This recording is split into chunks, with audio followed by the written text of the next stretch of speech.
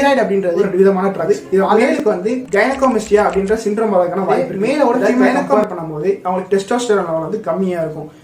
Hello buddies, topic number 1, நம்ம உடம்புல இருக்கிற மசில். இதை தமிழ்ல தசைகள் அப்படின்னு வந்து சொல்லுவாங்க. இந்த மசில்ஸ் எடுத்துக்கிட்டோம்னா 3 டைப் இருக்கு. Skeletal muscle, smooth muscle, cardiac muscle அப்படின்னு 3 டைப்ல இருக்கு. இதுல நம்ம உடம்புக்கு வெளியே இருக்கிற மசில் வந்து ஸ்கெலிட்டல் மசில் அப்படின்னு சொல்லுவாங்க. இந்த ஸ்கெலிட்டல் மசில் தான் பைசெப், ட்ரைசெப், நம்ம உடம்புல இருக்க ஷோல்டர், இது எல்லாத்தையுமே வந்து அழகா காட்டுது. முன்னாடி கேஸ்டிசம், நெப்போட்டிசம், ஃபெமினிசம் இதெல்லாம் தவிர்த்து நம்ம சேனலுக்கு ஒரு சப்ஸ்கிரைப் பண்ணிங்க. It's our channel. So to subscribe, hit the bell button. இந்த மசில்குள்ள பார்த்தோம் அப்படின்னா ஒரு சின்ன சின்ன ஃபைப்ரில் மாதிரி இருக்கும். அதாவது பிவிசி பைப் மாதிரி இருக்கும் ஸ்ட்ரக்சர். அந்த ஸ்ட்ரக்சர் தான் வந்து மயோஃபைப்ரில் அப்படின்னு சொல்லுவாங்க. இந்த ஒவ்வொரு மயோஃபைப்ரிலுக்குள்ளேயும் சாக்ரோலிமா அப்படின்ற ஒரு ஸ்ட்ரக்சர் இருக்கும். இந்த சாக்ரோலிமா அப்படின்ற ஸ்ட்ரக்சர் வந்து எப்படி இருக்கும்னா ஒரு ஸ்ப்ரிங் மாதிரி வந்து வேலை செய்யும். இந்த ஸ்ட்ரக்சர் இருக்கிறனால தான் வந்து நம்ம கையை வந்து ஈஸியாக மடக்க முடியுது, மூட முடியுது. இந்த கையை அசைக்கிறதுக்கு ஆக்டின், மயோசின் அப்படின்ற 2 புரோட்டீன் வந்து முக்கியமாக வேலை பண்ணுது. அது மட்டும் இல்லாமல் ஒரு சில எனர்ஜி வந்து தேவைப்படுது. அதான் ஏடிபி, ஏடிபி. சாக்ரோலிமா வந்து எப்படி வேலை செய்யுது அப்படின்னா நம்ம மூளையில் இருக்கிற சென்ட்ரல் நர்வஸ் சிஸ்டம் மூலியமாக தான் வேலை செய்யுது. மசில் வந்து எப்படி ஒர்க் ஆகுது அப்படின்றத தெரிஞ்சுக்கிட்டோம். அதுக்கப்புறம் இந்த மசில் வந்து எப்படி க்ரோத் ஆகுது அப்படின்ற விஷயத்த வந்து நம்ம தெரிஞ்சுக்கிறோம். நம்ம உடம்புல இருக்கிற எண்டோக்ரைன் கிராண்ட்ல வந்து டெஸ்டோஸ்டிரோன் அப்படின்ற ஒரு கெமிக்கல் வந்து சுரக்கும். அந்த ஹார்மோன் இருக்கிறதுனால தான் வந்து மேலுக்கு வந்து ஈஸியாக வந்து பைசெப், ட்ரைசெப், ஷோல்டர்லாம் வந்து சீக்கிரமாக டெவலப் ஆகுது. இதே மேலோட ஃபீமேல் கம்பேர் பண்ணும்போது அவங்களுக்கு டெஸ்டோஸ்டெரான் லெவல் வந்து கம்மியாக இருக்கும். அதனால தான் வந்து பெண்களோட தசைகள் வந்து எல்லாமே வந்து லூஸாக வந்து பேக் ஆகிருக்கு. இந்த டெஸ்டோஸ்டிரோன் அப்படின்ற ஹார்மோன் தான் வந்து நம்ம உடம்புல இருக்கிற மசில் கோத்துக்கு ரொம்ப முக்கியமான விஷயமா இருக்குது. டாபிக் நம்பர் 2 என்ன அப்படின்னா ஸ்டீராய்ட்ஸுக்கும் புரோட்டீனுக்கும் என்ன வித்தியாசம் அப்படின்றத தான் பார்க்க போகிறோம். அதாவது ஸ்டீராய்டு அப்படின்றது ஒரு விதமான ட்ரக்ஸ். இது ஆல்ரெடி சொன்ன மாதிரி டெஸ்டோஸ்டிரோன் அப்படின்றது ரொம்ப முக்கியமான விஷயம்.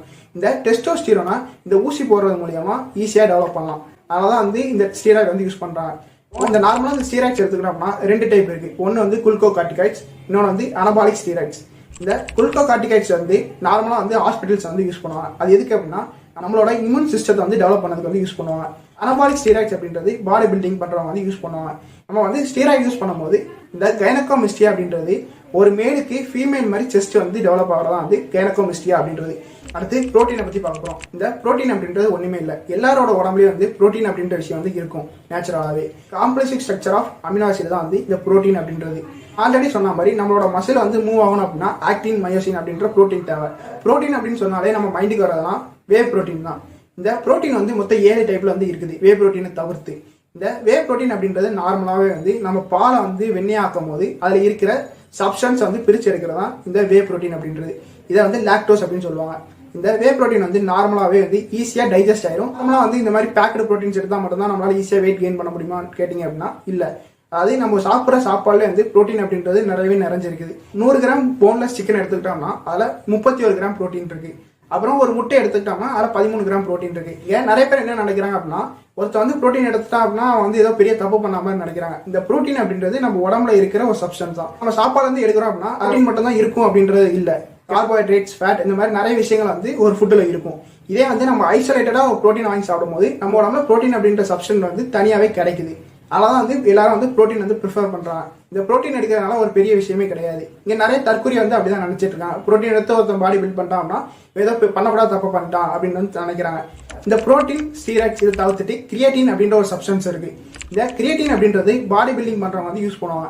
எதுக்கு அப்படின்னா இன்ஸ்டன்ட்டாக வந்து எனர்ஜி வந்து தேவைப்படும். நான் ஆல்ரெடி சொன்ன மாதிரி நம்ம மசில்ஸ் வந்து ஏடிபி, ஏடிபி அப்படின்ற எனர்ஜி வந்து தேவைப்படும். எனர்ஜி வந்து கிரியேட்டின் எடுக்கிறதுனால நம்ம உடம்புல வந்து ப்ரொடியூஸ் ஆகும். அதாவது ஒருத்தர் வந்து 1 மணி நேரம் வந்து ஒர்க் அவுட் பண்ணுறாங்க அப்படின்னா இந்த கிரியேட்டின் எடுக்கும் போது எக்ஸ்ட்ரா 1/2 மணி நேரம் அவங்களால எனர்ஜியோட வந்து ஒர்க் அவுட் பண்ண முடியும். இதான் வந்து கிரியேட்டினோட வேலை. டாபிக் நம்பர் 3 எப்படி வெயிட்டை கூட்டுறது, எப்படி வெயிட்டை குறைக்கிறது அப்படின்றதான் டாபிக் நம்பர் 3. நான் வந்து topic number 3 weight gain, weight loss பற்றி பேசினா அப்படின்னா இந்த வீடியோவில் வந்து 1/2 மணி நேரத்துக்கிட்ட போகுது.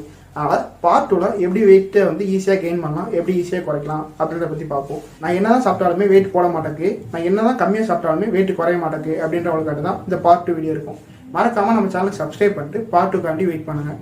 Until then, thank you.